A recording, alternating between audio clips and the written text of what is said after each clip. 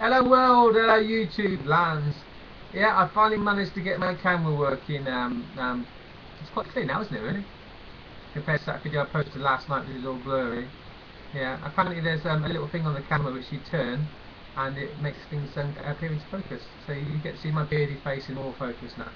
But what I'll do this morning is stick at a quick review on the Superior Foes of Spiderman Marvel.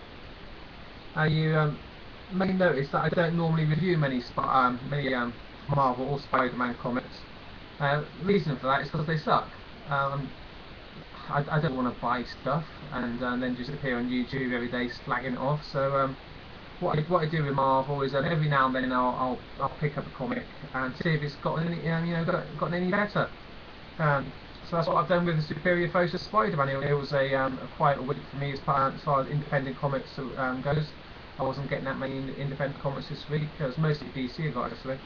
So yeah, in the comic shop I decided to pick this one up. Mainly for nostalgia reasons, really. I mean, when I first got into comics, I was a big fan of Boomerang. I mean, it might sound weird, but it was the first comic I ever picked up. I think it had Boomerang fighting Spider-Man, and I thought Spider-Man was a bit lame. Even at the age of 10, I thought he was quite lame. And I thought Boomerang was really cool, a really cool looking bad guy, zooming around the city and whacking people with gimmicky boomerangs. I thought it was really cool. And I was just disappointed that Spider-Man beat him up, and that was the last we saw of him for a while. So yeah, fast forward a few years in the future, and we have the appearance of Boomerang. So as it was a slow week, I had to check it out. The good news for me, anyway, is the beginning of the comic. So it back to my childhood. That fantastic little page there. That's how I remember Boomerang when I was a kid. That's the old style costume with his boomerang on his head, fighting Spider-Man and inevitably getting beaten up. So yeah, when I first opened this, I thought, wow, it's actually going to be good. This is going to be a Marvel comic that surprises me. Unfortunately, it got worse from there, really. I'll quickly go through this the story. As usual with my reviews, it's going to be a few spoilers. We have a backstory of Boomerang. It's all from his point of view. He was a baseball player. He was kicked out of the league because of a bribery scandal involving organised crime. That's the old backstory. He was initiated into crime syndicates. They gave him a Boomerang costume because he's Australian. There's a few jokes about that in this comic. It's all done in a light tone. It's set in what is ostensibly the now, so the 2000s. But as with most Marvel comics, it's got this distinctly old-fashioned, out-of-date 80s themed style to it. Really, you can't ever imagine these people actually exist in 2013, where we live in practically a global surveillance state now. There's never any cameras here. There's hardly any mention of the internet, that sort of thing. So they exist, but they don't exist. I mean, Boomerang and his gang here. Well, Boomerang's arrested and he's locked up for bank robbery.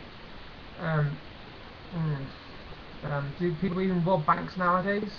I mean, number one, because of fractional reserve banking, there'd probably be no money in the vault anyway. And number two, the real criminals actually operate them and own the banks. They don't, put on a costume and don't stand under. Come on, that's completely outdated, really. But yeah, I'll forgive them because this is a comic done in a childish tone, even though it's rated T+. So we're talking. This is a comic aimed at teenagers. Maybe there's a few sexy jokes and stuff which are a bit risque. They don't really need them. This comic would be more suited for take those jokes out and maybe like a pre-teen audience, I think, because it's not serious. There's nothing about this comic that's serious. It's all done in a joke. So some of it's quite funny. There's a scene with Boomerang's gang in a pet shop stealing some poor little kiddie dog. That's quite funny. That's quite enjoyable. If I was 10. That's not wouldn't be patronising, but that's the Marvel universe, really. It's for kids, even though it is rated as teen plus. So in this comic we have Boomerang in jail and his gang, the Sinister Six. There's only 4 of them. Trying to get his bail money. So it looks like in the world of Marvel. It doesn't matter if you get done for robbing a bank, all you need is to get the bail money and they'll release you, which of course is sort of, you know what. But there we go, it's Marvel, so I don't think they even pretend to reflect reality at all, do they now? Maybe comic book reality in 1983, maybe they're sort of pretending to reflect that, but certainly not any sort of life in 2013. You know, Marvel just doesn't go there. They're still stuck in a Cold War period, aren't they, between Captain America and Winter Soldier, so I can't expect too much out of Spider-Man really. And right next to this comic, there's a needlessly complicated plot involving the chameleon and taking on different people's identities, and I thought that was overly complicated. Really, it took me a few reads to understand what was going on, and as the target audience of this comic is were quite young kids really, and perhaps they're brighter than me, but I just thought it was needlessly complicated really for a kiddies comic. But again, it's funny, and there's bits and pieces of Boomerang getting beaten up and losing, and basically saying that at the end of it, yeah, I keep trying it. I know that's how I'll get beaten up, but one day I'm going to get the drop on him. I'm going to beat the rap. I'm going to run this town. But there we go.